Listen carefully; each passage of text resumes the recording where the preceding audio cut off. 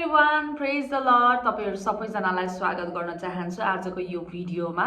निकै लामो समयपछि फेरि नयाँ भिडियो लिएर तपाईहरुको सामु आएको छु। आजको भिडियो विशेष गरी चाहिँ एउटा कुरामा म बोल्न चाहन्छु अनि हुन सक्छ यो टपिक कतिलाई मन पर्छ होला, कतिजनालाई मन पर्दैन होला, तर विशेष गरी यो भिडियो चाहिँ आज गर्ल्स अथवा कोही विवाह गर्नुभएको महिला दिदीबहिनीहरूको लागि नै स्पेशल बनाउन चाहन्छु है। आजको टपिक भनेको चाहिँ मेकअपको बारेमा भन्न चाहन्छु है। सो मेकअप हामी दिदीबहिनीहरूले प्राय मेकअप गर्छौँ हामीहरू है। तर कतिजनाले चाहिँ मेकअप गर्नु चाहिँ राम्रो होइन भनेर भन्नुहुन्छ है। तपाईहरुलाई के लाग्छ होला कमेन्ट गर्नु होला है। मेकअप गर्नु यो गलत हो कि सही हो?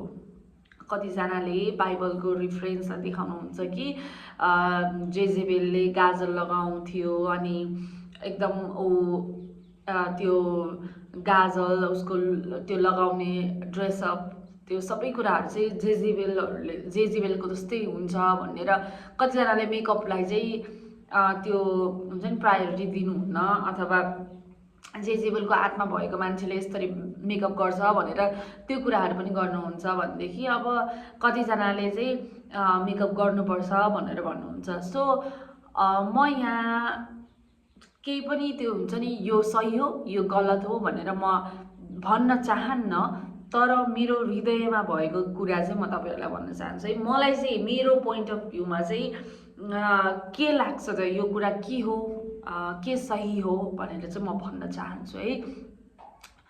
सो हेर्नुस्, यदि हामी एस्तरको किताबमा हेर्ने हो भनेदेखि त्यहाँनिर एस्तर एकदमै राम्री रानी हैन, एकदमै राम्री, उसको सुन्दरताको कारणले गर्दा नै उसले चाहिँ त्यहाँनिर राजाको सामु उसले कृपा पाएकी छिन् र उसले आफ्नो सारा यहुदीलाई बचाउन त्यहाँनिर सफल भएकी छिन्। अब उसको सुन्दरताकै कारणले गर्दाखेरि यहुदीहरू बाँचेको हो त? अब त्यो भन्ने प्रश्न चाहिँ नगर्नु होला। आई मिन उसको सुन्दरताको कारणले गर्दा राजाले उसको कुरा सुनेको छ र त्यहाँनिर त्यसको ब्याक साइडमा अब हो उपवास, त्यहाँनिर उसको विश्वास हैन, उसको त्यो हृदय त्यो सबै छ, तर उसको सब प्रभुले उसलाई एउटा सुन्दरता दिनुभएको थियो, सुन्दरता उसको त्यो ग्रेस अनुग्रह थियो हैन।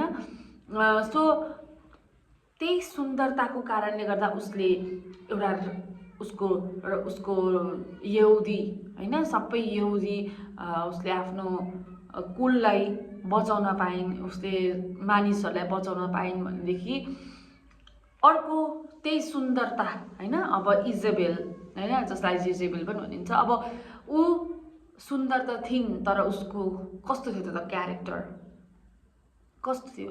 उसले परमेश्वरको डर भए नमान्ने, उसले अरू नै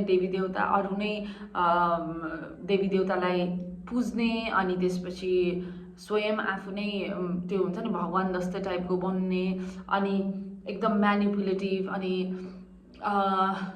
उसले प्रभुलाई विश्वास गर्ने, प्रभुका भविष्यवक्ताहरू अगमवक्ताहरूलाई मार्ने त्यस्तो खालको हृदय भएको मान्छे ऊ थियो के। सो यहाँनिर सुन्दरताले केही पनि गर्दैन के, मेन भनेको उसको चरित्र क्यारेक्टर कस्तो छ, उसको हृदय कस्तो छ त्यो इम्पोर्टेन्ट हो है।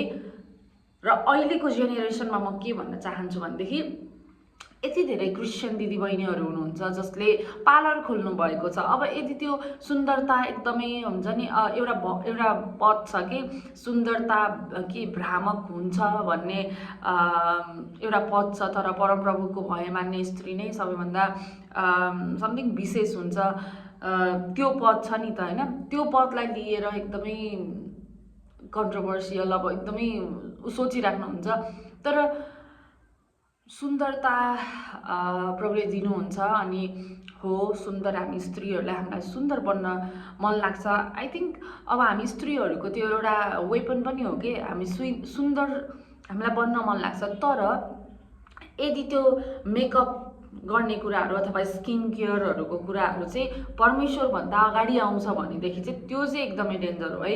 हामीले प्रभुलाई प्राथमिकता दिनुपर्छ, परमेश्वर नै सबैभन्दा फर्स्ट उसमा हुनुहुन्छ। तर हुन्छ नि मेकअपलाई नै एउटा आइडल बनाएर, मेकअपलाई नै एकदम ठुलो लाइफको फर्स्ट प्रायोरिटी बनाएर स्किन केयरहरूलाई गरिन्छ भने चाहिँ त्यो चाहिँ राम्रो हुँदैन है। हो, हामीले हाम्रो स्किन केयर गर्नुपर्छ, मेकअप गर्नुपर्छ, तर परमेश्वर अगाडि हुनुहुन्छ के त्यो कुराहरूमा पनि परमेश्वर नै अगाडि हुनुहुन्छ। सो मेकअप गर्नु इज नट रङ है, मेकअप गर्नु रङ छैन। परमेश्वरले तपाईँको बाहिरी रूपलाई हेर्नुहुन्न नि त, परमेश्वरले त भित्री हृदयलाई हेर्नुहुन्छ। सो परमेश्वरलाई एक एक डिटेल्स पनि थाहा छ। परमेश्वरलाई बाहिरी सुन्दरता भन्दा पनि परमेश्वरले भित्री हृदयको सुन्दरतालाई हेर्नुहुन्छ। त्यसको मतलब बाहिर सुन्दरै नहुने पनि होइन, वी ह्याभ टु बी के, हामी गर्नुपर्छ होइन। सो यही भन्न चाहन्छु यो भिडियोहरूमा चाहिँ तपाईहरूको हृदयमा के छ अनि तपाईहरूलाई के लाग्छ त्यो तपाईँले आफ्नो पोइन्ट अफ भ्यू कमेन्टमा गर्न सक्नुहुन्छ। तर मेरो पोइन्ट अफ भ्यू चाहिँ यही हो। हुनसक्छ म पनि रङ छु कि होइन, आई डोन्ट नो, तर मैले आफूले बुझेअनुसार चाहिँ परमेश्वरले बाहिर रूप हेर्नुहुन्न, सुन्दरता हामीले बन्न सक्छौँ होइन, मेकअपहरू हामीले गर्न पाउँछौँ होइन, मेकअपहरू हामी गर्न सक्छौँ, तर हाम्रो हृदय कस्तो छ त्यो कुरालाई हामीले चाहिँ विचार गर्नुपर्छ भन्ने कुरा चाहिँ म गर्न चाहन्छु है। सो आई होप आजको भिडियो अब त्यस्तो हजुरहरूलाई केही चित्त बुझेको छैन भने कमेन्ट गर्नु होला। यस्तै भिडियो लिएर फेरि म आउने नै छु है। ल, सबैलाई जय मसी।